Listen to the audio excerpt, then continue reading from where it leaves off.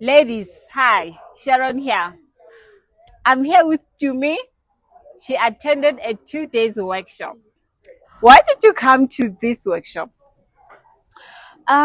First of all, as an entrepreneur and a serial entrepreneur at that, I believe it's very important for a person to get more education. To get, more information on anything that you are interested in. So happens that I'm interested in property and property development.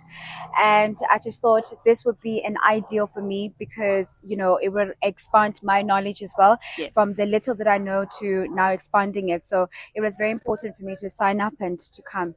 To women out there, as an advocate of women empowerment, I'd like to say, look, this is the platform. If you really want to get into property, if you really want to get into investing, especially into property, this is the platform where you're going to learn more, and network with like-minded people as well in the circle, because it's very important to have a network of people.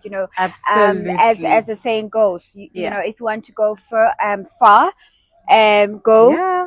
go alone, or Yes. rather, if you want to go further, go together. Together. Right? So Yeah. it's always good to have a network and to have a support structure.